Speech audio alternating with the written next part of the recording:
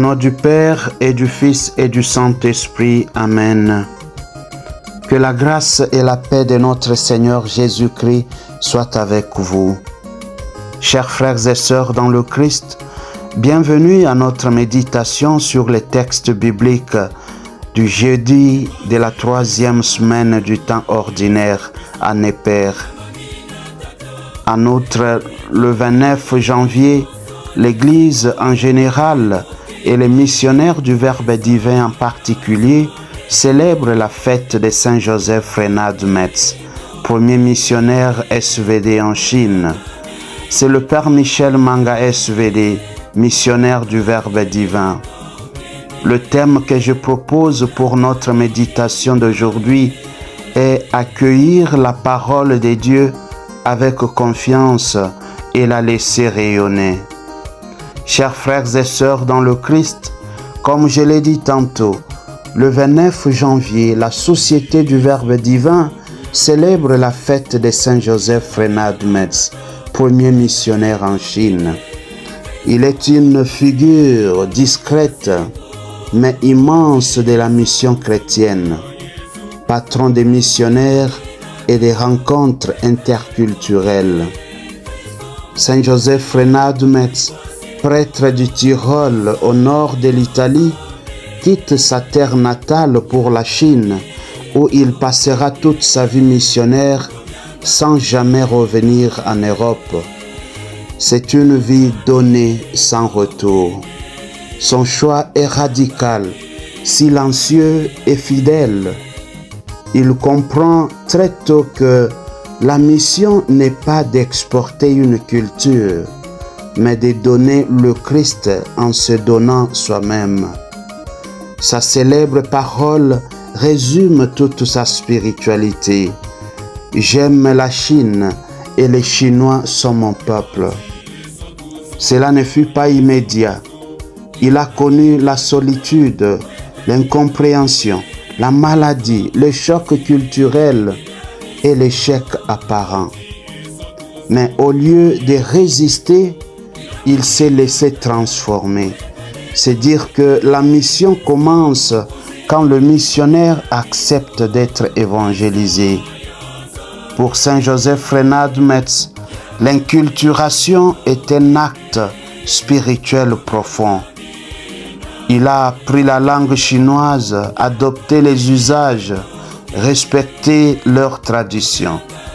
Il devient ainsi chinois avec les Chinois sans jamais diluer l'évangile.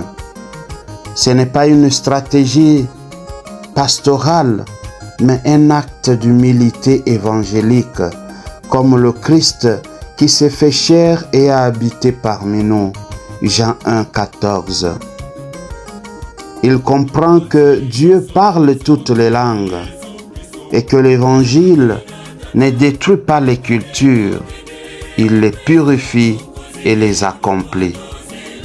Il dit, le langage que tout le monde connaît est le langage de l'amour. Quand on a le langage de l'amour, on est compris partout où l'on va.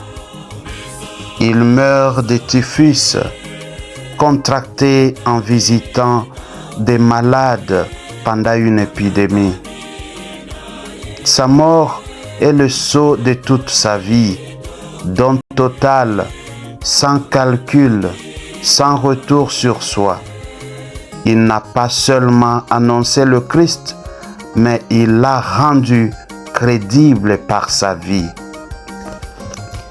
Dans la première lecture, tirée de 2 Samuel 7, 18 à 19, David est saisi par la générosité de la promesse divine. Dieu promet une maison et une descendance éternelle à David. David ne se croit pas digne, mais il accueille la parole de Dieu avec humilité, gratitude et confiance. Ce texte nous rappelle que Dieu n'est jamais avare de promesses, mais qu'il veut être reçu avec un cœur disponible et confiant. En écoutant la promesse de Dieu, David s'est tenu devant Dieu dans une attitude d'adoration silencieuse.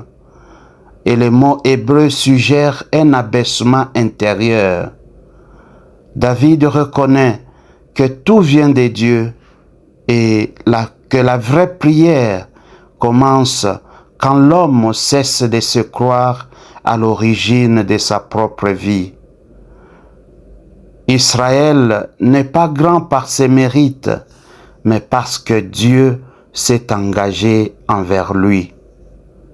Alors, l'identité du peuple est fondée sur la fidélité de Dieu et non sur la performance humaine.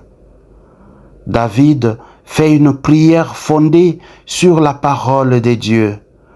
Il dit, « Maintenant donc, Seigneur Dieu, confirme à jamais la parole que tu as dite. » Il n'invente pas sa prière, il prie à partir de la parole reçue. La foi biblique, bien-aimée, ose demander parce que Dieu a parlé. Pourquoi je crois fermement en la promesse de Dieu? Parce que